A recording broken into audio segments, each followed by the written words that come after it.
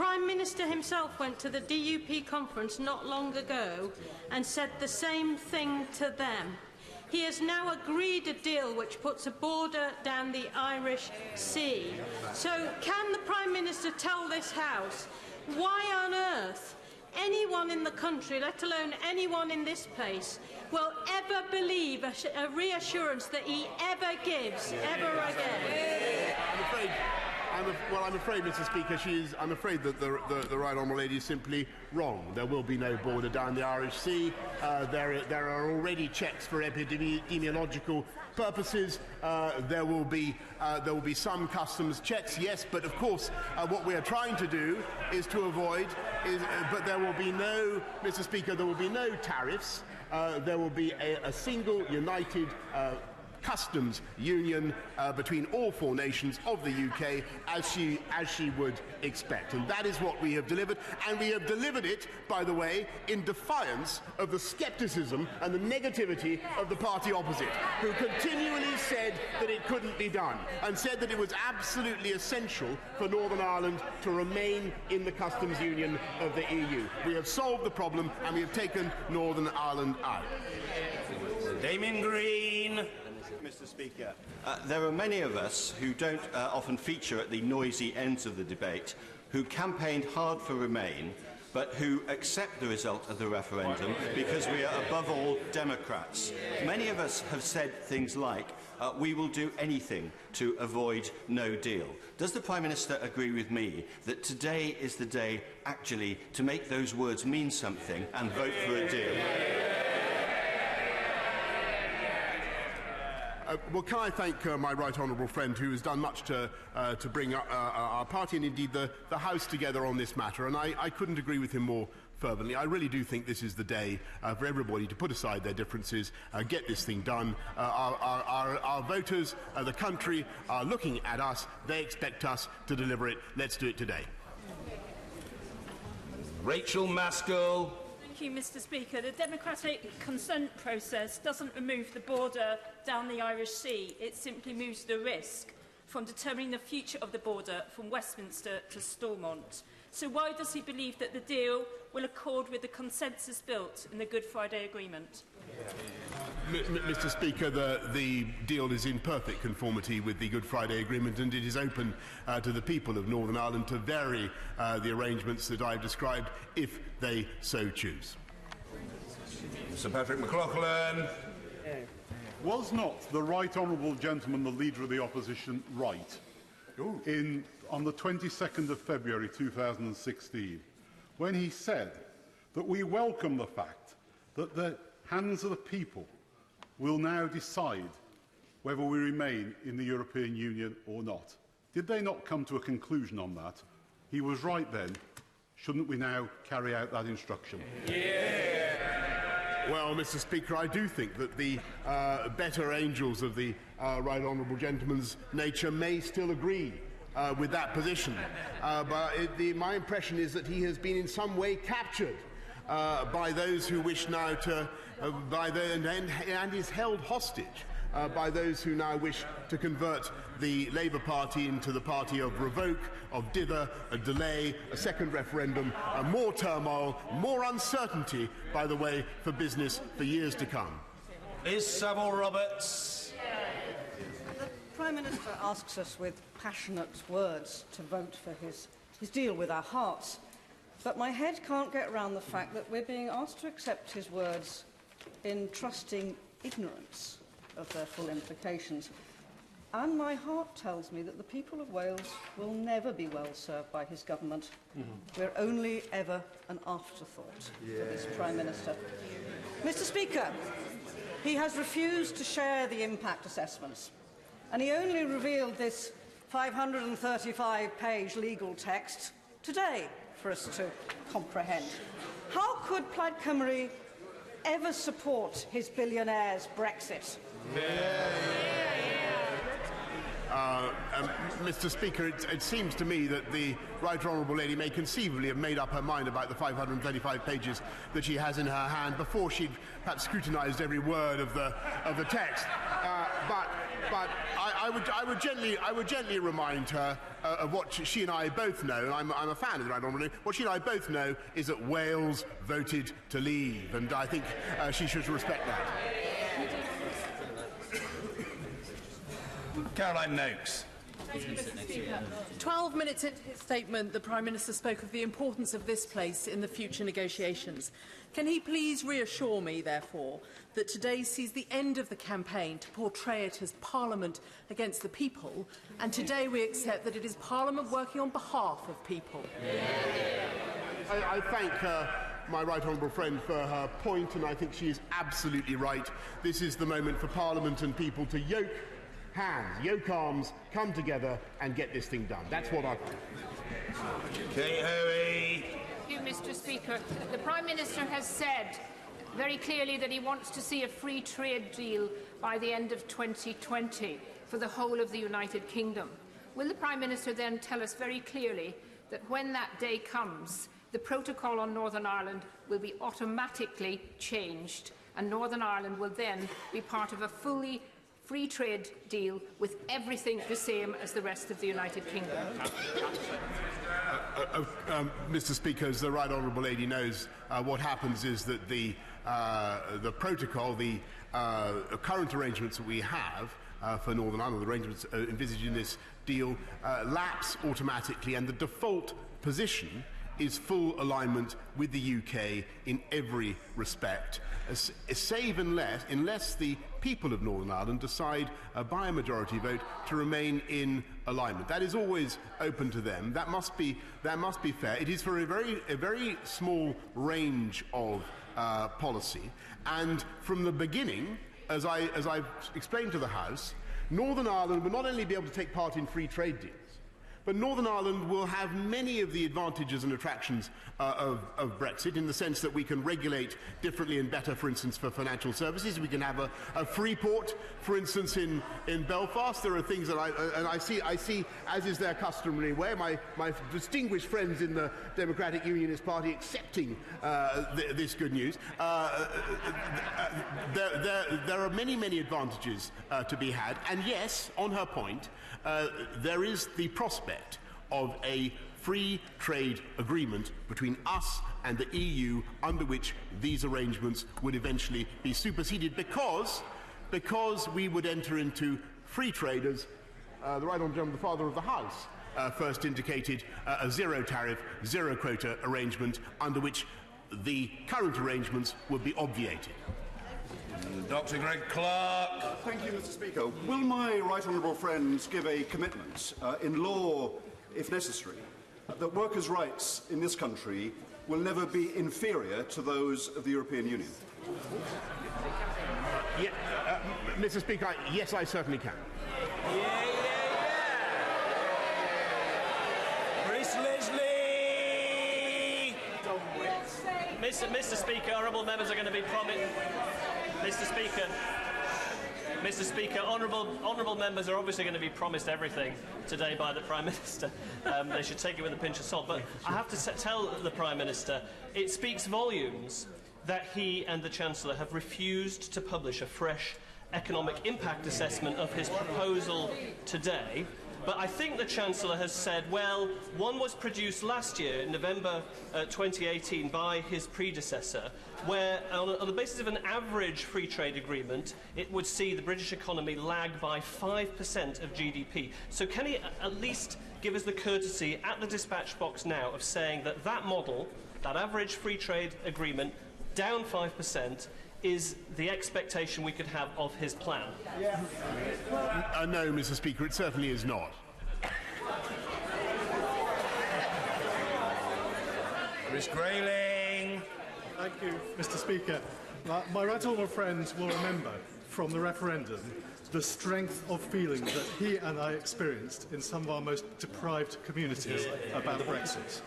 Could he gently explain to the Leader of the Opposition the sense of betrayal that we felt in those communities if we do not now deliver Brexit?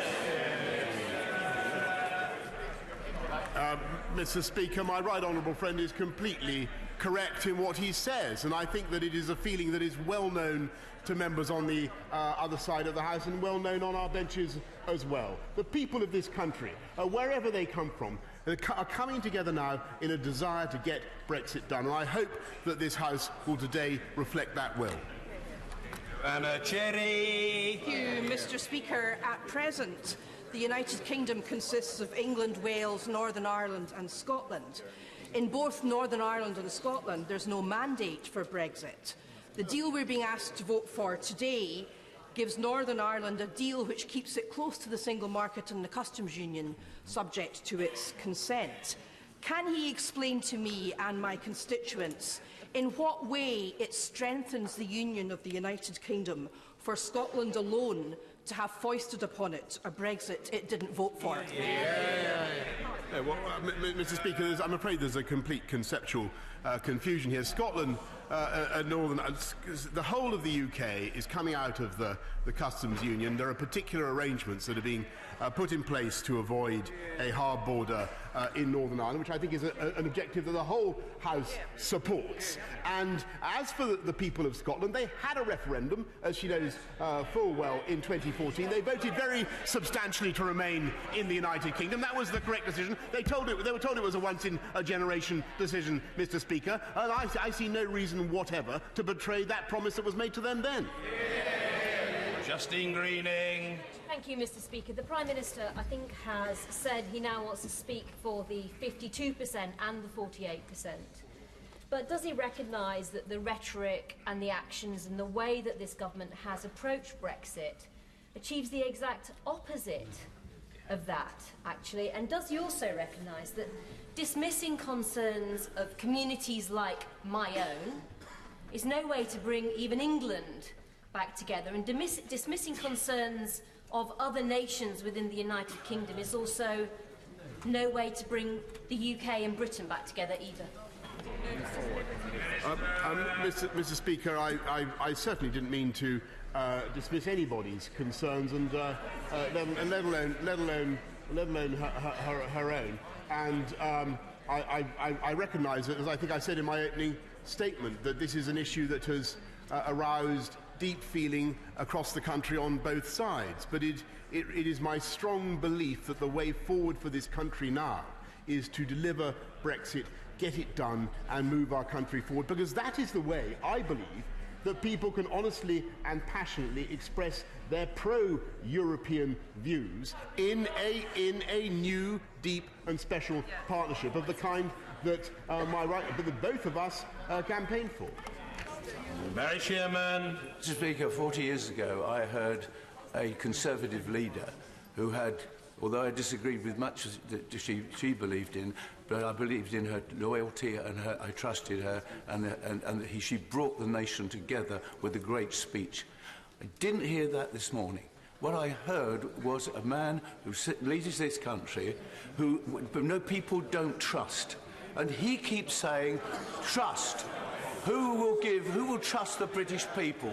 If we want the British people to trust, will you agree with me, we should have a referendum so people can judge this deal for what it is, and then we can have a general election after that? Mr. Speaker, I think the best way to show our trust in the people is to repay their trust in us by honouring their mandate and delivering on the verdict of the people, and that is what we should do today, and I hope very much that the honourable gentleman will join us in the lobby tonight. Mrs. Cheryl Murray. Mr. Speaker, will my right honourable friend reassure the fishermen in my constituency that he will put right the wrong heaped on them over 40 years ago, and they will get a better share of the fish from UK waters? Mr. Speaker, they certainly shall, and I congratulate and I thank my honourable friend for everything she does to stick up for UK fishing. Fishing has a glorious future in this country, in the West Country and in Scotland too, if only this House will do the right thing and allow us to come out on October the 31st. The Honourable Gentleman for Slough thinks that nodding at me vigorously to the extent that it virtually constitutes a bow is the most efficacious means of being called. The Honourable Gentleman may have his opportunity in due course, but he may well have his opportunity.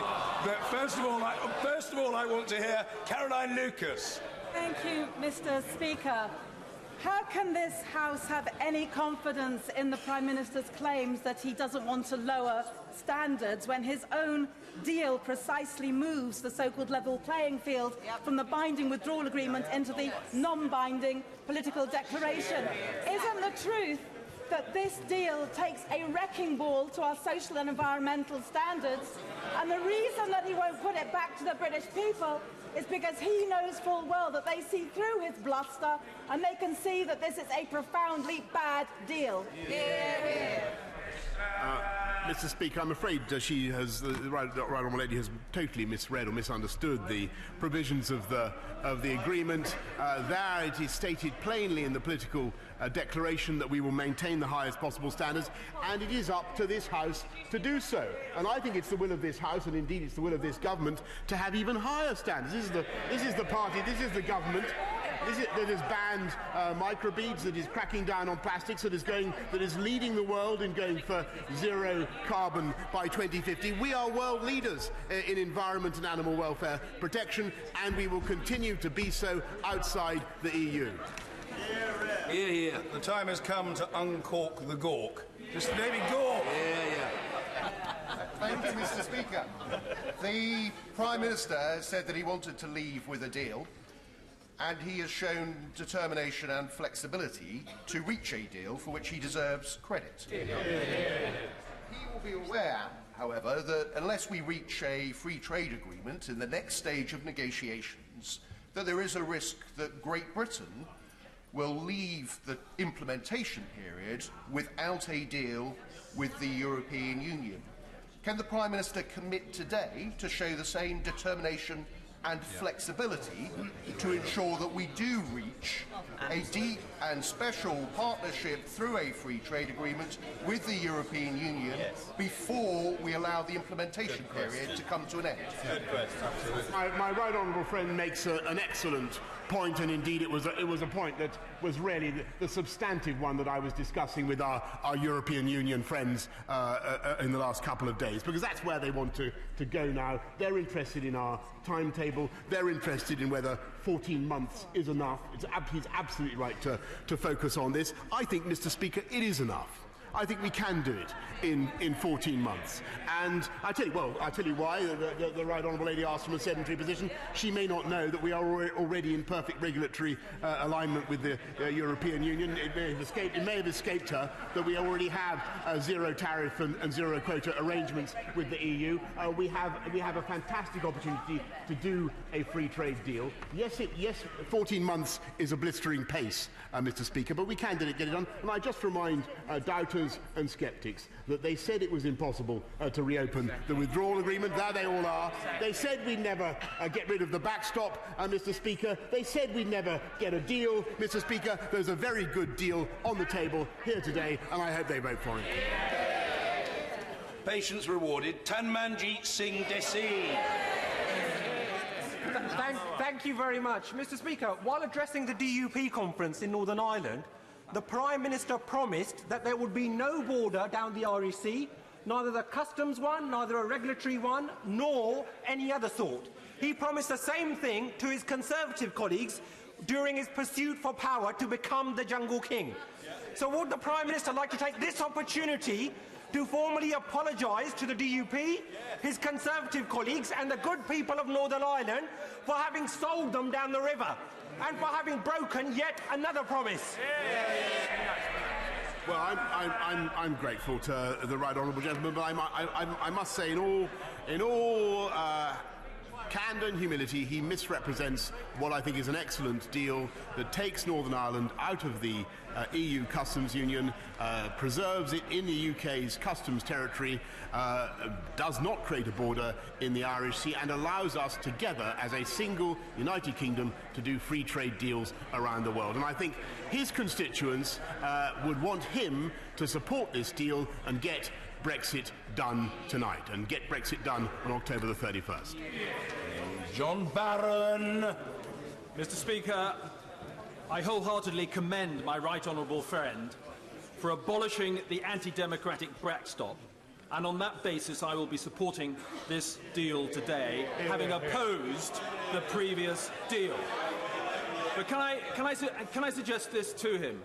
Given that I and most of us in this place want a fair and good trade deal and prefer that to no deal, does he accept that by abolishing the anti-democratic backstop, we actually not only make a good and fair trade deal more likely, but we almost guarantee it, given the common position we start from and our common interest with the EU? My right honourable friend is spot on, Mr. Speaker, and he is right that both sides have a strong incentive to do a very, very good, best-in-class free trade deal by the end of next year. That's our ambition, and that's what we're going to achieve. Prime Minister's Brexit Secretary was on television this morning, and he confirmed that no economic analysis of the deal has been done. I ask the House to let that sink in. No economic analysis of the deal has been done, which we are all expected to vote on today. How does the Prime Minister anticipate that members on all sides of this House, in good faith, for a deal that's going to impact on our country for decades to come, can be expected to vote on such a thing today? Minister. Mr. Speaker, I respectfully point out to the honourable lady that the deal has been welcomed by a broad range of opinion, including the Governor of the Bank of England and indeed the CBI. And the choice for her today is between this deal, which I believe is very good for this country, both economically and politically, and no deal. That's what she has to decide between. Mr. Peter Bowe. Thank you, Mr. Speaker. Article 126 of the withdrawal agreement says that the transition period ends on the 31st December 2020. But a few articles later, 132, it says it can be extended for a further 2 years. If it was extended, we would still be effectively in the European Union 6.5 years after the referendum. Could the Prime Minister say that while he is Prime Minister, he would not consider extending past the 31st December 2020? My honourable friend chose his customary sagacity and grip on detail. He's absolutely right about Article 126, but of course that article provides for the UK and the EU to decide that matter by a joint committee, and the UK would therefore have a discretionary veto in that matter. And I can tell him now, I certainly would not want to extend beyond the end of next year, nor do I see any reason for delay, as indeed nor do I see any reason or excuse for delay beyond October the 31st. McFadden. There is a philosophical problem at the core of the Prime Minister's argument today. He is promising his colleagues, particularly his most ardent Brexit-supporting colleagues, that the proposals before us offer a pathway to the deregulated future of which they have always dreamed. And at the same time, he is saying to Labour colleagues that he now has a newfound love for all the European workers' rights, that he built a journalistic career slagging off in the strongest terms. Both of these things cannot be true. So which one is? Prime Minister. Mr. Speaker, well, he's right in what he says, because of course the first few things he said were wholly incorrect. There will be a high standard maintained, the very highest standards maintained for workers' rights and environmental protection. And if he isn't content with that, then of course it is open to him, as a member of this House, as I have said, to take part in the setting of the mandate for the future partnership and to engage, as all parliamentarians are invited to engage, in drawing up the terms of our future partnership. And I hope he takes up that offer. Mr. Richard Drax. Mr. Speaker, as I understand it, the £39 billion for an FTA is based on EU alignment. Can my right honourable friend confirm and reassure me that that will not affect or restrict UK tax, foreign or defence policies? I can certainly give my honourable friend that assurance. Lady Herman. Thank you very much indeed, Mr. Speaker. The Prime Minister will be well aware of the considerable anxiety and indeed anger caused to the unionist community in Northern Ireland since the publication of his Brexit deal. I would like the Prime Minister to take this opportunity, since he has not bothered until now to reach out and reassure the unionist community. I would like him to take this opportunity publicly to reassure the people in Northern Ireland that there is nothing in his deal which undermines the constitutional status of Northern Ireland as guaranteed by the Belfast Good Friday Agreement and the consent principle.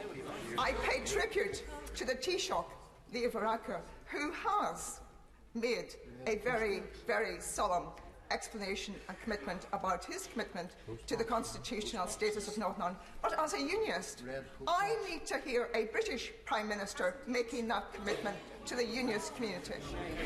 Prime Minister. Of course, Mr. Speaker, and I'm grateful to the Right Honourable Lady, and I wish to reassure her that I make an absolute commitment to the constitutional status of Northern Ireland, which is inviolable and intact.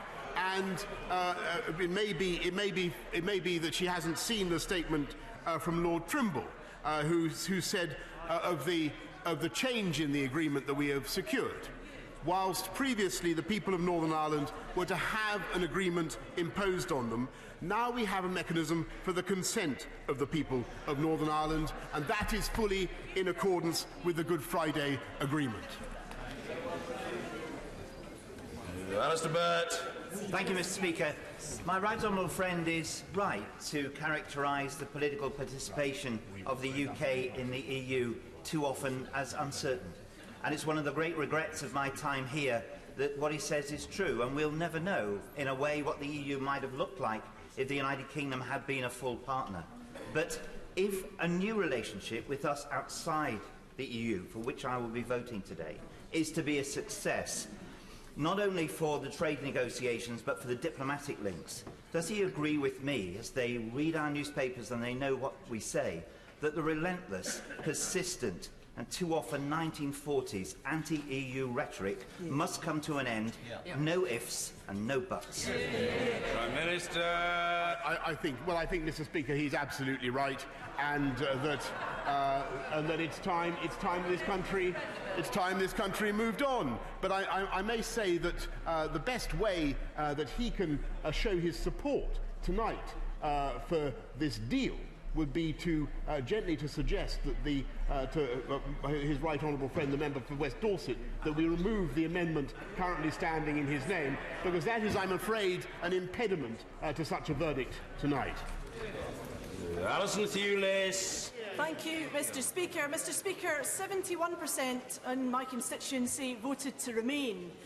The world-class researchers doing world-class and life-saving research in universities in Glasgow are not half-hearted Europeans. The children at Pollokshields Primary and Erasmus Plus programmes are not half-hearted Europeans. And those citizens completing European Social Fund funded projects in Glasgow are not half-hearted Europeans either. Would he not agree with me now that the only way for the people in my constituency to be full members of the European Union and retain that citizenship is for Scotland to be an independent country? I think she's making a very important point, because people feel very strongly about this matter, and they also feel very differently about it. And I think what we have today is an opportunity to take the country forward with a new relationship that allows people who feel wholeheartedly passionate about Europe to express those feelings. And yes, students, professors, academics, artists, creators of all kinds will be able to share their enthusiasms with their friends across the EU under this deal. That is absolutely vital, and it is part of our ambition for the UK and for Europe. James Brokenshire. Mr. Speaker, I support my right honourable friend in securing this deal, but he will acknowledge the concerns that have been expressed in relation to Northern Ireland, in addition to his commitments that he has given, especially over the Belfast Good Friday Agreement. Please would he reaffirm his commitment to a new deal for Northern Ireland, investing in its infrastructure, investing in its prosperity, investing in its future as a proud part of our precious United Kingdom. I thank my right honourable friend. I pay tribute to him and everything he has done for Northern Ireland. And I think he would agree with me that the one thing that would really make a difference now to all those policy fields in Northern Ireland and would take Northern Ireland furthest forward the fastest would be if we could get the Stormont Assembly up and running again, and if the parties came together for government in Northern Ireland once more. Helen Hayes. The government could have agreed to internationally binding legal commitments to maintain existing workers' rights and environmental protections, and to ensure that rights keep pace in the future. At every stage, it has refused to do so. Can the Prime Minister explain why people across this country should believe his empty promises now? And if the Prime Minister is so confident that the British public will not see through his hollow rhetoric, why is he so afraid of giving them a final say? Well, the honourable lady will know that the plan is, if you look at the provisions that we have on workers' rights and environmental protections in the political declaration, they're very ambitious. We want to maintain the highest possible standards, and of course, whenever the EU, she should understand, whenever the EU introduces a new provision on workers' rights, even if it is in some way inferior to our own by then, Parliament will have an opportunity to consider that provision, that new provision from the EU, and to put it into UK law. Jeremy Wright. Thank you, Mr. Speaker. The Prime Minister said at the outset of his statement that the debate about our membership of the European Union has not just paralysed our politics, but it's profoundly divided our society. And the longer we have this debate, the more difficult it will be to reunite our country. So isn't it incumbent on all of us in this place today to act in a way that seeks to settle that debate, not seeks to perpetuate it, and that we do not reject what is a good deal in the fruitless and impractical pursuit of a perfect deal? Prime Minister. My right honourable friend is perfectly right. I think that this deal is about as perfect as you could get under the circumstances, if I say so myself. But yes, of course, there are difficulties. There are difficulties with it, and I accept that people do have objections to the current arrangements. And all I can say is that there are those arrangements